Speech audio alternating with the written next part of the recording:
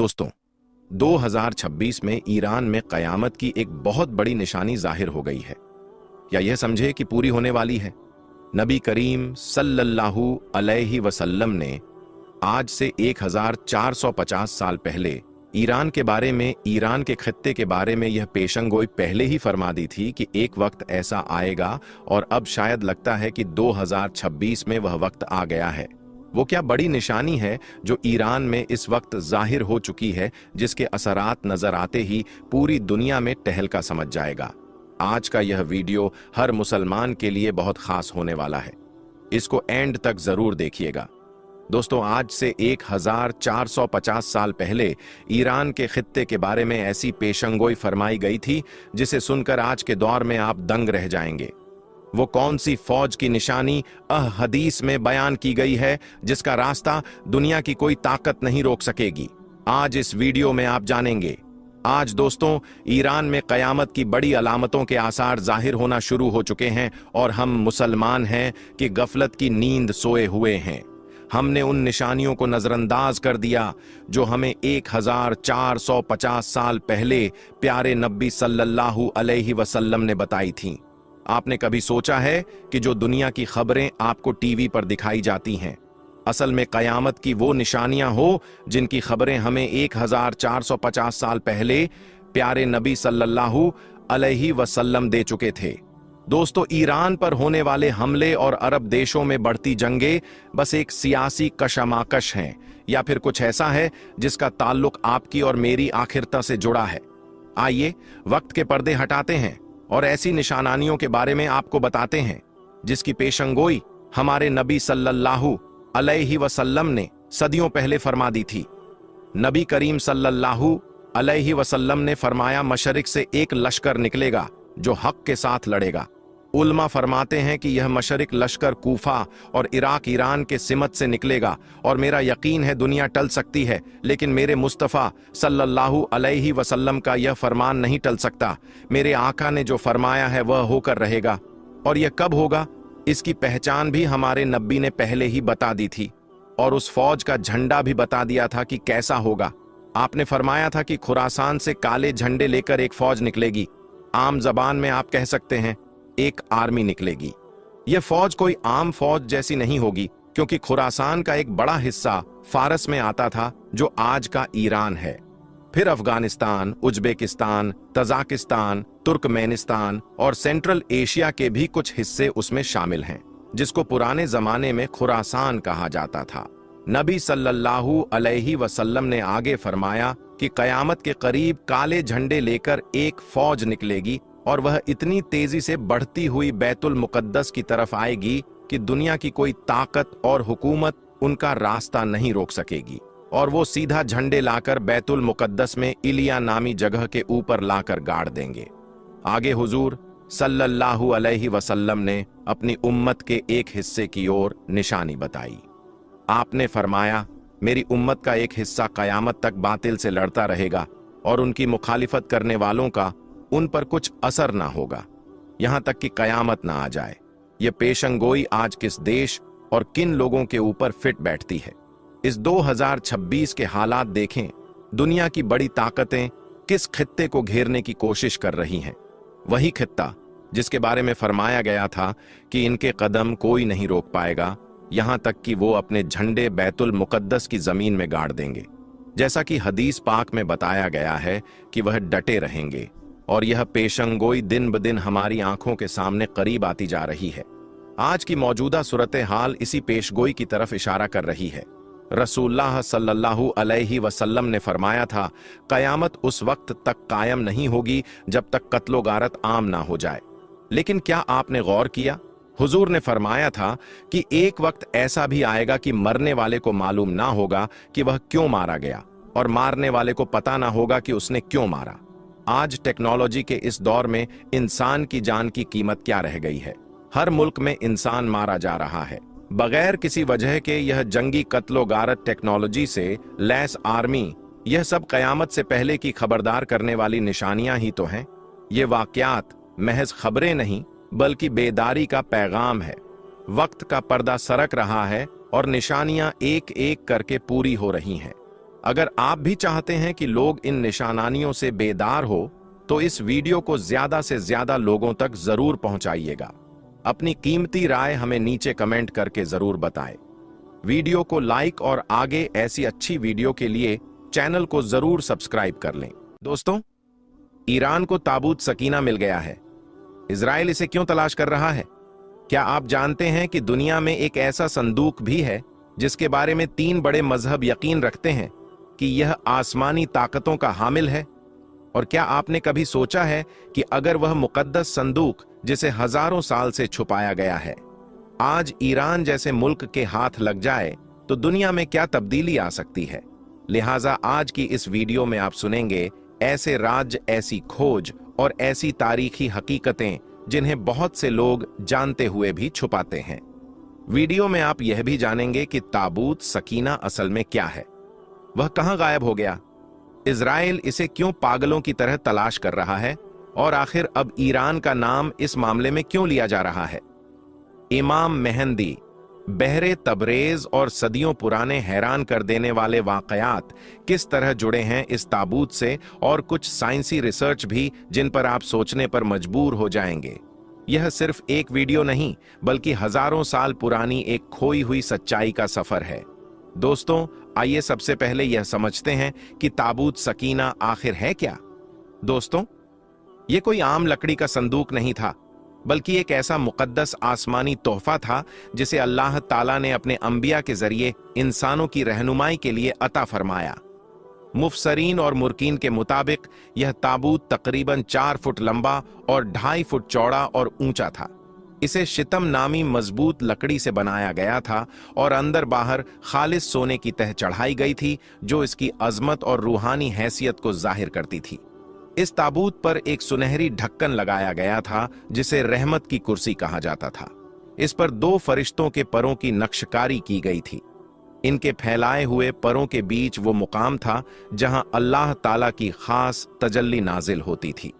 यह सिर्फ एक रूहानी निशान नहीं बल्कि इलाही ताकत का मजहर था। फरिश्तों के पर दरअसल इस बात की अलामत थे कि इस ताबूत की हिफाजत आसमानी ताकतें खुद करती थीं। अब यह जानना भी जरूरी है कि कुरान मजीद में भी इस ताबूत का जिक्र मौजूद है। सूर बकरा आयत नंबर 248 में अल्लाह ताला फरमाते हैं कि इस ताबूत में सुकून, बरकत और हजरत मूसा अलैहिस्सलाम और हजरत हारून अलैहिस्सलाम की निशानियां मौजूद थीं। यह कोई मामूली बात नहीं।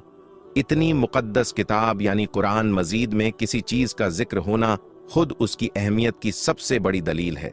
बनी इजराइल इस ताबूत को अपने साथ मैदान जंग में ले जाया करते थे। उनका अकीदा था कि जहां ताबूत होगा वहीं अल्लाह की मदद नाजिल होगी, और हकीकत भी यही थी कि जिस जंग में यह ताबूत उनके साथ होता वह दुश्मनों पर गालिब आते। वह अपने नबियों और बादशाहों के सामने इस ताबूत को रखते, इसके करीब बैठकर दुआएं मांगते और अल्लाह की मदद के तलबगार होते। रिवायत के मुताबिक यह ताबूत सबसे पहले हजरत आदम अलैहिस्सलाम के दौर में आसमान से जमीन पर नाजिल हुआ। यह हजरत नूह अलैहिस्सलाम के पास भी रहा, फिर हजरत इब्राहिम अलैहिस्सलाम और वहां से हजरत याकूब अलैहिस्सलाम तक पहुंचा। बाद में यह हजरत मूसा अलैहिस्सलाम को अता हुआ। हजरत मूसा अलैहिस्सलाम ने इस ताबूत में कई मुकद्दस अशिया महफूज की, जैसे उनकी लाठी, तौरात की तख्तियां, हजरत हारून अलैहिस्सलाम का लिबास, आसमानी गिजा, मनोसलवा और दूसरी बरकत वाली निशानियां। यह सब अशिया ताबूत के अंदर अल्लाह ताला की तरफ से एक रूहानी निजाम का हिस्सा थी। यही वह ताबूत था जिसे बनी इजराइल अपनी सबसे कीमती इलाही अमानत मानते थे। लेकिन फिर एक ऐसा वक्त आया जब यह ताबूत अचानक गायब हो गया। ताबूत कहां गया? यह सवाल तारीख का सबसे बड़ा मामला है। सदियां बीत गईं, सल्तनतें बदल गईं, अंबिया कराम आए और गए, लेकिन ताबूत सकीना का सुराग आज तक दुनिया ने पता नहीं लगा सकी। तारीखी रिवायतें बताती हैं कि जब बनी इजराइल नाफरमानियों में पड़ गए और अल्लाह के अहकाम को नजरअंदाज करने लगे तो अल्लाह की नाराजगी उन पर नाजिल हुई। इसी दौरान दुश्मन कौम ने एक जंग में ताबूत सकीना छीन लिया। लेकिन इसके बाद अजीब वाकयात पेश आए। जहां भी ताबूत रखा गया वहां बीमारी, ताऊन और तबाही फैल गई। यह देखकर दुश्मन डर गए और ताबूत वापस कर दिया। मगर इस वाकये के बाद ताबूत सकीना कभी भी आवाम की नजरों में न आ सका। कुछ लोगों का कहना है कि इसे जमीन में दफन कर दिया गया, कुछ का मानना है कि अल्लाह ताला ने इसे आसमान पर उठा लिया, और कई मोरखीन का कहना है कि यह ताबूत यरूशलेम के नीचे किसी पुरानी सुरंग या खोई हुई इबादत गाह में छुपा हुआ है। ताबूत सकीना की तलाश आज सिर्फ मजहबी जुस्तजू नहीं, बल्कि एक आलमी सियासी मिशन बन चुकी है। यहूदी अकायद के मुताबिक जब यह ताबूत दोबारा बरामद होगा तो उसी वक्त हैकले सुलेमानी की तामीर शुरू की जाएगी, और यह वही जगह है जहां आज मस्जिदें अक्सा मौजूद हैं, यानी मुसलमानों का तीसरा मुकद्दस मुकाम। यही वजह है कि इजराइल खुफिया तौर पर दुनिया भर में पुरानी इमारतों और आसार की खुदाई करवा रहा है। अफ्रीका, जॉर्डन, इथियोपिया, फलस्तीन और खास तौर पर बैतुल मकद्दस के नीचे सुरंगें खोदी जा रही हैं। मुसाद, इजरायली खुफिया एजेंसी के कुछ साबिक अफसरों के बयानों और लीक रिपोर्ट से भी यह जाहिर होता है कि इजराइल ताबूतें सकीना को अपनी मजहबी हिफाजत, सियासी पहचान और आलमी ताकत का जरिया समझता है। अगर यह ताबूत उनके हाथ लग जाए तो यह सिर्फ मजहबी फतह नहीं होगी, बल्कि ग्रेटर इजराइल के ख्वाब की ताबीर भी हो सकती है। दोस्तों, हाल ही में दुनिया भर में हलचल मच गई जब यह खबरें सामने आई कि ईरान में एक खुदाई के दौरान कुछ ऐसा मिला है जिसे ताबूते सकीना बताया जा रहा है। सोशल मीडिया पर तस्वीरें, दावे और रिपोर्टें फैलने लगीं। कहा गया कि इजराइल ने उस जगह तक पहुंचने की कोशिश की और कुछ खुफिया बातचीत भी हुई, लेकिन ईरानी हुकूमत ने पूरी खामोशी इख्तियार की। अब अगर यह सच है तो सोचिए, अल्लाह की सबसे बड़ी निशानी उस कौम के पास है जिसे इजराइल अपना सबसे बड़ा दुश्मन मानता है। यह सिर्फ मजहबी नहीं, बल्कि जियोग्राफिकल, सियासी और फिक्री तौर पर एक बड़ा जलजला हो सकता है। मगर अब तक इसका खुलासा नहीं हुआ कि यह सच है या झूठ। मगर दोस्तों, इस्लामी रिवायतों में ताबूते सकीना का दोबारा ज़हूर एक अहम निशानी के तौर पर बयान किया गया है, और यह इमाम मेहंदी अलैहिस्सलाम के द्वार से जुड़ा हुआ है। कई तफसीरों और अकवाल के मुताबिक जब झील तिब्रियां सूखने के करीब होगी, तब दुनिया एक बड़े इनकलाबी दौर में दाखिल हो चुकी होगी। उसी वक्त इमाम मेहंदी अलैहिस्सलाम का ज़हूर होगा और उनकी क़यादत में ताबूत सकीना दोबारा सामने आएगा। यह ताबूत फिर एक बार अल्लाह की तरफ से हिदायत, मदद और रूहानी ताकत की निशानी बनेगा, और यही वह वक्त होगा जब हक और बातिल के दरमियान आखिरी और फैसलाक जंग होगी। कई उलमा का कहना है कि ताबूत का जुहूर एक वाजह निशान होगा कि अब दुनिया की बागडोर अहले हक के हाथ में आने वाली है, और जैसा कि हमेशा कहा जाता है, अल्लाह ही बेहतर जानता है। दोस्तों, ताबूत सकीना के मुताल्लिक सिर्फ मजहबी नहीं, बल्कि साइंसी नजरियात भी सामने आ चुके हैं, और यह नजरियात इंसान में और ज्यादा तजस्सुस और हैरत पैदा करते हैं। कुछ साइंसदान और माहिरी ने आसारे कदीमा का मानना है कि यह ताबूत दरअसल एक पुराना इलेक्ट्रोमैग्नेटिक डिवाइस हो सकता है, एक ऐसा ताकतवर संदूक जिसमें कोई खास एनर्जी महफूज थी, शायद रेडिएशन या स्टैटिक इलेक्ट्रिसिटी या कोई और ऐसी कुव्वत जो इंसान के हवास और माहौल पर असर डालती थी। बाइबल में भी जिक्र मिलता है कि जिन लोगों ने ताबूत को नापाक नियत से छूने की कोशिश की, वह फौरन हलाक हो गए। अब सवाल यह है, क्या यह कोई साइंसी ताकत थी, या ताबूत में वाकई ऐसी चीजें महफूज थीं जो इंसानी जिस्म को नुकसान पहुंचा सकती थीं, या फिर यह सिर्फ एक रूहानी सजा थी?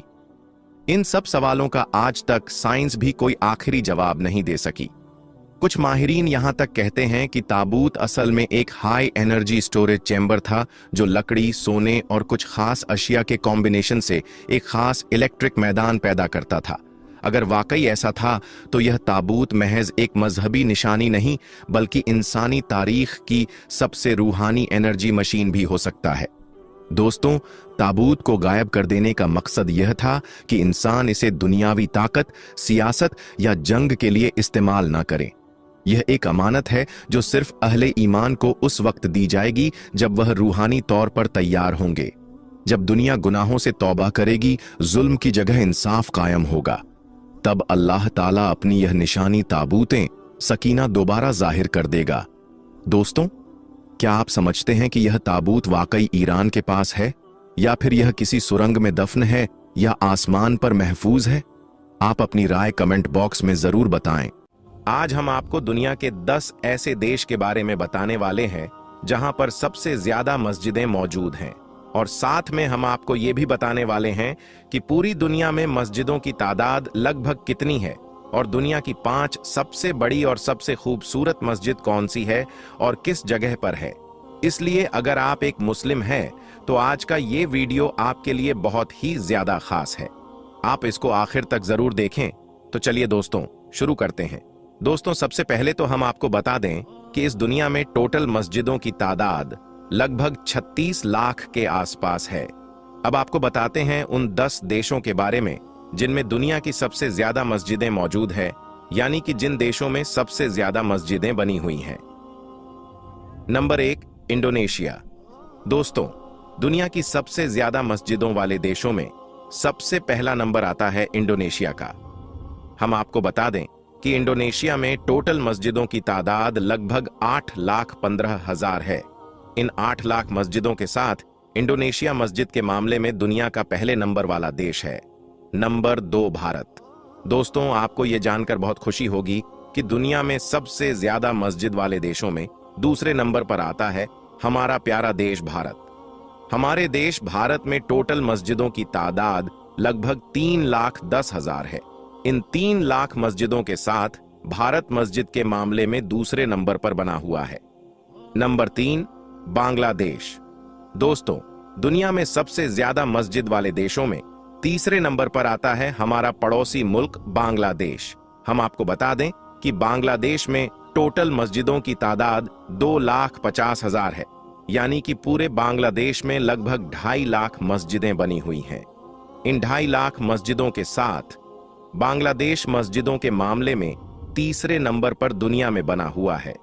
दोस्तों वीडियो में आगे बढ़ने से पहले अगर आप मुसलमान होने पर फख्र महसूस करते हैं तो दिल से इस वीडियो को एक लाइक जरूर करें। नंबर 4, पाकिस्तान। दोस्तों दुनिया में सबसे ज्यादा मस्जिद के मामले में हमारा पड़ोसी मुल्क पाकिस्तान चौथे नंबर पर बना हुआ है। हम आपको बता दें कि पाकिस्तान में टोटल मस्जिदों की तादाद लगभग 1,20,000 है, यानी कि पूरे पाकिस्तान में 1,20,000 मस्जिद बनी हुई है। नंबर 5, इजिप्ट यानी मिस्र। दोस्तों दुनिया में सबसे ज्यादा मस्जिद के मामले में 5वां नंबर आता है इजिप्ट का, यानी कि मिस्र का। हम आपको बता दें कि इजिप्ट में टोटल मस्जिदों की तादाद लगभग 1,08,000 है। इन मस्जिदों के साथ इजिप्ट दुनिया के 5वें नंबर पर बना हुआ है। नंबर 6, सऊदी अरब। दोस्तों दुनिया में सबसे ज्यादा मस्जिद के मामले में 6ठे नंबर पर आता है सऊदी अरब। ये वही सऊदी अरब है जहां से इस्लाम धर्म की शुरुआत हुई थी। हम आपको बता दें कि पूरे सऊदी अरब में लगभग 94,000 मस्जिदें बनी हुई हैं। इन मस्जिदों के साथ सऊदी अरब 6ठे नंबर पर बना हुआ है। नंबर 7, तुर्की। दोस्तों मस्जिदों के मामले में दुनिया में 7वां नंबर आता है तुर्की का। अगर हम तुर्की की बात करें तो पूरे तुर्की में लगभग 82,000 मस्जिदें बनी हुई हैं। इन 82,000 मस्जिदों के साथ तुर्की 7वें नंबर पर दुनिया में बना हुआ है। Number 8, Marrakesh. दोस्तों इस देश का नाम बहुत से लोग शायद पहली बार सुन रहे होंगे, लेकिन आपको यह जानकर हैरानी होगी कि इस देश में मस्जिदें बहुत ज्यादा हैं। दोस्तों अगर मराकेश की बात की जाए तो हम आपको बता दें कि मराकेश में टोटल मस्जिदों की तादाद लगभग 48,000 है। इन मस्जिदों की तादाद के साथ मराकेश दुनिया के 8वें नंबर पर बना हुआ है। Number 9, China. दोस्तों दुनिया में सबसे ज्यादा मस्जिदों के मामले में 9वां नंबर आता है चाइना, यानी कि चीन का। हम आपको बता दें कि पूरे चीन में लगभग 41 मस्जिद बनी हुई है। इन मस्जिदों की तादाद के साथ चीन अब भी 9वें नंबर पर दुनिया में बना हुआ है। Number 10, Iran. दोस्तों पूरी दुनिया में सबसे ज्यादा मस्जिदों के मामले में ईरान का 10वां नंबर आता है। हम आपको बता दें कि पूरे ईरान में मस्जिदों की तादाद लगभग 34,000 है। इन 34,000 मस्जिदों के साथ ईरान दुनिया के टॉप 10 मस्जिदों की लिस्ट में शामिल है। दोस्तों अब आपको बताते हैं दुनिया की 5 सबसे बड़ी और सबसे खूबसूरत मस्जिदों के बारे में, यानी कि दुनिया में सबसे बड़ी और सबसे खूबसूरत मस्जिदें कौन सी है और वो कहां पर मौजूद है? दोस्तों, दुनिया की सबसे बड़ी और खूबसूरत मस्जिदों की लिस्ट में नंबर 1 पर आती है मस्जिद अल हरम। ये मस्जिद सऊदी अरब के मशहूर शहर मक्का में बनी हुई है। 4 लाख स्क्वायर मीटर में फैली ये मस्जिद निर्माण कला का एक अद्भुत नमूना है। हर साल हज के दौरान 40 लाख से भी ज्यादा मुसलमान इस मस्जिद में एक साथ नमाज अदा करते हैं। इस मस्जिद को पहली बार 622 ईस्वी में तामीर किया गया था। इस मस्जिद में दुनिया के सबसे कीमती पत्थर लगाए गए हैं और यही नहीं, इस मस्जिद में इस्तेमाल होने वाला साउंड सिस्टम भी दुनिया का सबसे बेहतरीन साउंड सिस्टम है। इस मस्जिद को बनाने में 100 बिलियन से भी ज्यादा का खर्च किया गया है।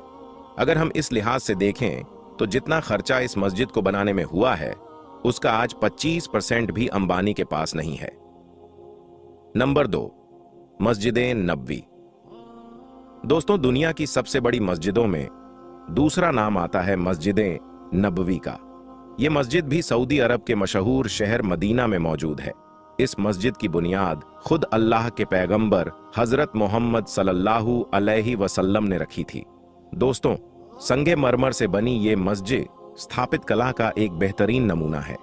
3,84,000 स्क्वायर मीटर में फैली इस मस्जिद में 10 लाख से भी ज्यादा लोग एक साथ नमाज अदा कर सकते हैं।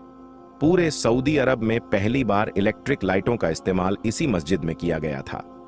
नंबर 3, मस्जिद अली। दोस्तों, दुनिया की तीसरी सबसे बड़ी मस्जिदों में नाम आता है मस्जिद अली का। यह मस्जिद इराक के नसब शहर में बनी हुई है।